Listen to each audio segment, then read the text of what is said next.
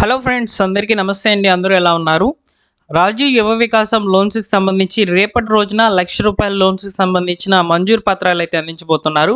అయితే ఎక్కువగా చాలామంది కూడా అడుగుతున్నటువంటి ప్రశ్న, ఈ రాజీవ్ యువ వికాసం పథకానికి సంబంధించి ఈ ఫైనల్ ఎలిజిబుల్ లిస్ట్ అనేది మేము ఎలా తెలుసుకోవాలి అని చెప్పని అడుగుతున్నారు. అలానే వారికి నేను మీకు ఈ వీడియోలో క్లియర్గా సమాచారం అనేది అందిస్తాను. ఏ ఆఫీస్కి వెళ్ళి మీరు ఆఫ్లైన్ విధానంలో మీ యొక్క పేరు అనేది ఈ రాజీవ్ యువ వికాసం లబ్ధిదారుల యొక్క లిస్టులో వచ్చిందా లేదా అనేది తెలుసుకోవాలనేది నేను మీకు క్లియర్గా చెప్తాను.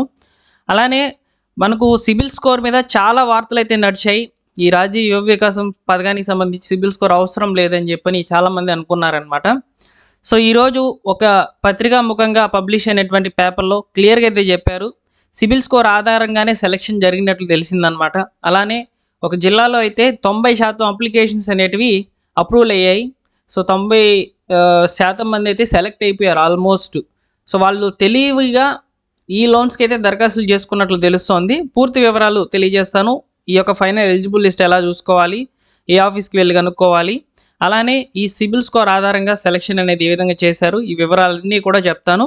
పూర్తిగా చూసి తప్పకుండా లైక్ చేయండి. ఇలాంటి అప్డేట్స్ ముందుగా మా టెలిగ్రామ్ ఛానల్లో పోస్ట్ చేయడం జరుగుతుంది.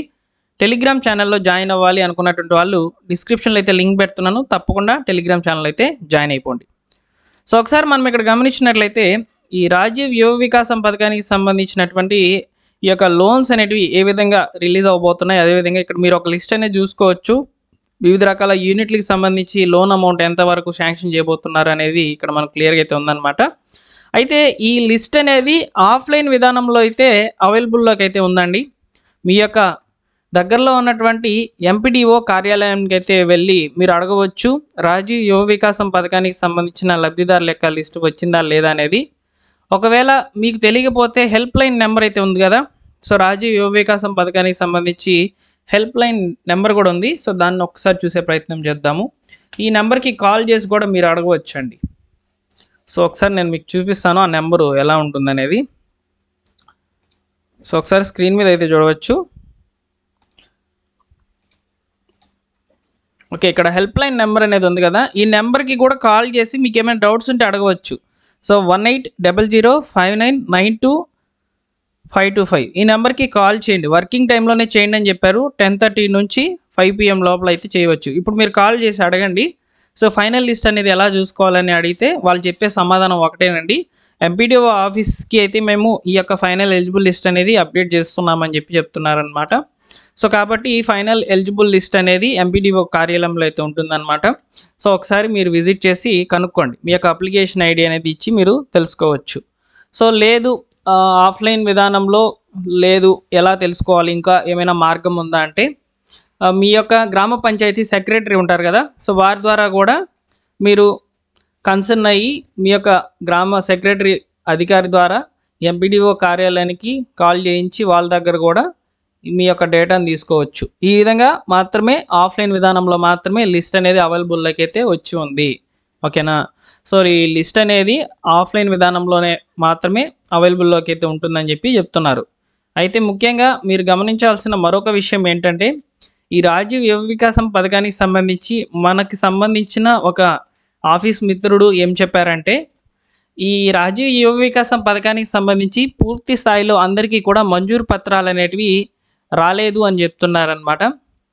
ఆ మంజూరు పత్రాలు కూడా ఇందిరమ్మ ఇండ్లకు సంబంధించి ఏ విధంగా అయితే పైలట్ ప్రాజెక్ట్ కింద సెలెక్ట్ చేశారో అదేవిధంగా సెలెక్ట్ చేసే ఛాన్స్ అనేది ఉందని చెప్తున్నారు. అంటే పైలట్ ప్రాజెక్ట్ కింద కొంతమందికి లోన్స్ అనేటివి రిలీజ్ చేస్తారు అనే వార్తలు కూడా వస్తున్నాయి. ఒక క్లారిటీ అనేది లేదనమాట ఈ లిస్టులకు సంబంధించి. అందుకే మనకు ఆన్లైన్లో లిస్ట్ అనేది అవైలబుల్లోకి అయితే రాలేదు. ఇకపోతే ఈ రాజీవ్ యువ వికాసాన్ని పథకానికి సంబంధించి ముఖ్యంగా ₹1,00,000 లోన్స్ అనేటివి, అంటే ₹1,00,000 లోపు లోన్స్, అంటే కేటగిరీ 1 కేటగిరీ 2కి సంబంధించిన రుణాలను అయితే ముందుగా రిలీజ్ చేస్తారు. ఇక్కడ ఫైనల్ ఎలిజిబుల్ లిస్ట్ మొత్తానికి సంబంధించి అయితే వస్తుంది ఒకేసారి. ఇందులో ₹50,000 లోను, ₹1,00,000 లోపల లోన్కి ఎవరైతే దరఖాస్తు చేసుకుని ఉన్నారో వారికి సంబంధించి మాత్రమే ముందుగా విడుదలయ్యే అవకాశం అయితే కనిపిస్తుంది. ఇక్కడ ఏం చెప్తున్నారు చూడండి, గైడ్లైన్స్ ప్రకారం వెళ్తున్నాం. సర్కార్ మార్గదర్శక సూత్రాల ప్రకారం లబ్ధిదారులను ఎంపిక చేశాం. మొదటి విడతగా సెలెక్ట్ చేసిన వారిలో జూన్లో ప్రొసీడింగ్స్ లెటర్స్ అంతే అందిస్తాం, అంటే మంజూరు పత్రాలు అనేటివి అందిస్తామని చెప్తున్నారు. ఇక్కడ ఎస్సీ కార్పొరేషన్కి సంబంధించినటువంటి అధికారులు అలానే ఇక్కడ మీరు గమనించినట్లయితే బ్యాంక్ సిబిల్ స్కోర్ ప్రామాణికంగా చేసుకొని మంజూరు లభించనుందని చెప్తున్నారు. సో మనకు బట్టి విక్రమార్క గారు ఏం చెప్పారు, సిబిల్ స్కోర్ అవసరం లేకుండా లోన్ అనేది ఇస్తాను అని చెప్పారు. ఇక్కడ చూసుకున్నట్లయితే బ్యాంక్ సిబిల్ స్కోర్ ప్రామాణికంగా చేసుకొని లోన్ అనేది మంజూరు చేస్తామని చెప్తున్నారు.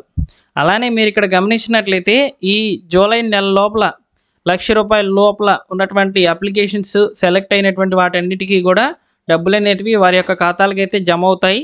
తర్వాత ఆగస్టులో వచ్చేసి ఈ యొక్క ₹3,00,000 లోపల లోన్స్కి ఎవరైతే దరఖాస్తు చేసుకున్నారో వారికైతే వస్తాయి. సెప్టెంబర్ లోపల వచ్చేసి ఈ యొక్క సెప్టెంబర్ లోపల వచ్చేసి ₹4,00,000 లోన్స్కి ఎవరైతే స్కీముల కొరకు దరఖాస్తులు చేసుకున్నారో వారందరికీ కూడా డబ్బులు అనేవి విడుదల అవుతాయని చెప్పి తెలుస్తుంది. సో అయితే ఈ రాజీవ్ యువ వికాసం పథకానికి సంబంధించి ఫస్ట్ లిస్ట్లో మాత్రము ఒక జిల్లాలో మాత్రం హైలైట్గా 90% అప్లికేషన్స్ అనేవి సెలెక్ట్ కావడం గమనించాల్సినటువంటి విషయము. కామారెడ్డి జిల్లాలో అప్లై చేసుకున్నటువంటి వాళ్ళ యొక్క అప్లికేషన్స్ దాదాపు 90% అయితే అప్రూవల్ అయితే అయినట్లు తెలుస్తుందన్నమాట.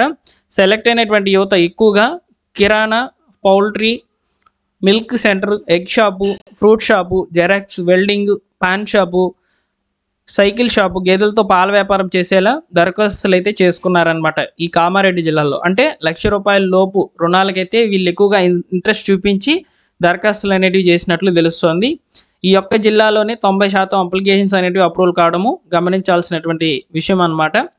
అయితే ఇప్పుడు మంజూరు పత్రాలు అనేటివి ఎలా అందిస్తారంటే సభలను ఏర్పాటు చేసి, సమావేశాలను ఏర్పాటు చేసి ఈ యొక్క మంజూరు పత్రాలు అనేటివి అందించడం జరుగుతుందని తెలుస్తుందన్నమాట.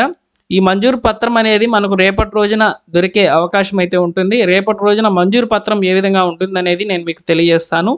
అయితే లోన్ అనేది వెంటనే ఇవ్వరండి, వివిధ దశల్లో లోన్ అనేది విడుదల కావడం జరుగుతుందన్నమాట. ఫస్ట్ వచ్చేసి మీకు ట్రైనింగ్ అనేది ప్రొవైడ్ చేస్తారు. మీకు మంజూరు పత్రం అందిన 5 రోజుల తర్వాత దాదాపు 5 లేదా 10-15 రోజుల పాటు ట్రైనింగ్ అనేది ప్రొవైడ్ చేసేసి తర్వాత మిమ్మల్ని యూనిట్ గ్రౌండింగ్లోకి అయితే దింపుతారనమాట. మీరు యూనిట్ ఏర్పాటు చేసుకుంటూ దాన్ని సక్రమంగా నడుపుకుంటూ అయితే వెళ్ళాలి. సో దాన్ని పరిశీలిస్తూ కమిటీ కూడా మిమ్మల్ని ఎంక్వైరీ చేయడం జరుగుతుందన్నమాట. ఎంక్వైరీ చేస్తూ మిమ్మల్ని ఫాలోఅప్ చేస్తూనే మీకు అమౌంట్ అనేది వివిధ దశల్లో విడుదల చేసుకుంటూ రావడం జరుగుతుందని తెలుస్తుంది. సో ఈ విధంగా ఫైనల్ ఎలిజిబుల్ లిస్ట్ మాత్రం ఎంపీడీఓ ఆఫీస్లోనే అవైలబుల్లో అయితే ఉన్నట్లు సమాచారము. కొన్ని ఆఫీసులకి అయితే ఇంకా కూడా ఈ రాజీవ్ యువ వికాసం పథకానికి సంబంధించిన ఫైనల్ ఎలిజిబుల్ లిస్ట్ అందలేదు అనే సమాచారం అయితే ఉంది. అలానే పైలట్ ప్రాజెక్ట్ కింద కొందరికే ఇస్తారనే వార్తలు కూడా వస్తున్నాయి. సో మనం రేపటి వరకు వెయిట్ చేయాల్సిన పరిస్థితి అయితే ఉంది. రేపటి రోజున తప్పకుండా నేను మీకు మరొక వీడియో అనేది చేసి అప్లోడ్ అయితే చేస్తాను. సబ్స్క్రైబ్ చేసుకొని బెల్ సింబల్ని ఆల్ నోటిఫికేషన్ ఆన్లో పెట్టుకోండి. అలానే ఈ వీడియోని ఇస్తే లైక్ చేసి మీ ఫ్రెండ్స్కి, ఫ్యామిలీ మెంబర్స్కి షేర్ చేయండి. ఓకేనా? Thank you for watching.